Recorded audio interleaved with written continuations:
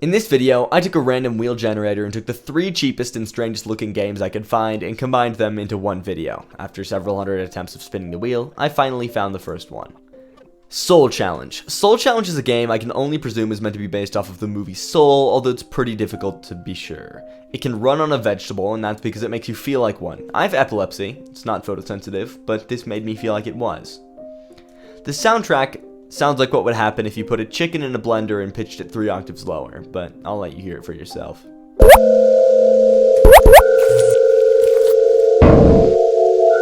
The instructions look like someone took a picture of something they wrote on a dry erase board and then used it as a texture. The general gameplay feels like a mix of somebody's house burning down and what would happen if you tried to make a Unity game in Python. According to the creator, the game is made in its own game engine. You can tell, the physics seem to not be present, making it quite a challenge to jump or get anything done, and not in a fun way, like getting over to Jump King. More like what would happen if you took Tom Clancy's Rainbow Six Siege, made it parkour, and then removed every good aspect. This is not including the fact that this game made me go clinically insane. I screamed multiple times and my entire family complained to me about it. Even once you get past the fact that the game is barely playable, it is still very difficult to play. There are lots of issues. There's a button that triggers a pathway that'll go up and down. I find it remarkable they were able to do this and yet somehow make it so the button you're meant to press to save just crashes it. In total, I spent about an hour and a half on this game and I enjoyed little to none of it. But I was determined. I kept at it as much as my brain would let me, and I even got to the next stage, which was appropriately titled Hell. By the time I reached this point, I realized that this game may actually be my own personal hell. Then, my friend made me go to sleep because I was going insane, at which point I made a meme about it on a gaming subreddit, to which the mods banned me for 3 days. I got back to hell about 10 more times the next day, but there was one small issue. On the way, there was a spring. It simply didn't work. I'd say I got to the spring about 50 times, and every time I would jump, it just took me to the void. I can maybe get past it 1 out of every 5 times if I was lucky. By this point, I was thinking that maybe it was not possible, and that I got the furthest anyone ever had.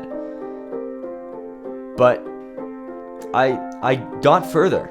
I got on to the next stage, which was a bunch of floating rocks, at which point I tried to save. My ignorance was immeasurable. I then had the interesting thought that maybe someone else had beat it. The only person I could find was Heal with 4.7 hours on the game. I rest my case. 2 out of 10. Bad game, good clickbait. The next game was called Forever Home. It starts off in a destroyed world where you're fighting some creatures in a fashion very similar to some mobile games called turn-based combat, but far more enjoyable. It then leads into the story of the game. In a shorter fashion, you and your friend Enda love hanging out and everyone thinks you're dating. It goes into a deep and extensive explanation about the neighboring nation which your nation is at war with. It goes into detail about some cool weapons, but I'm not going to spoil that fun for you. Enda was taken in by your mother when she was very young. It starts off with some simple quests like getting groceries and something called Celamine, which Enda appears to be very obsessed with. At this point, disaster strikes. Your town gets invaded by evil, heartless people, and sadly, your mother doesn't make it. You are rescued by a man called Slash, and the real adventure begins.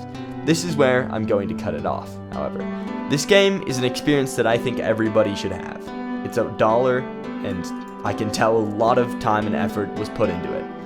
Not very many people have played it, however, and I want to support it. So, if you guys want, check out Forever Home on Steam. I'll put a link in the description. 11 out of 10. Cool concept, well executed. And lastly, we have a game called Ragdoll Joe.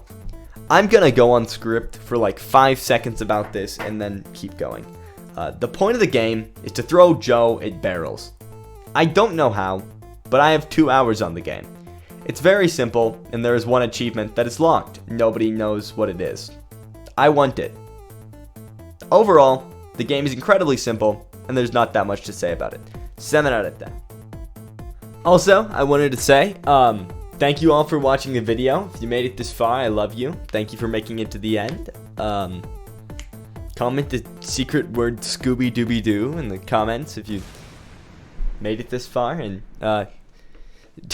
10 likes for another buying games video. See you later. Love you guys. Bye.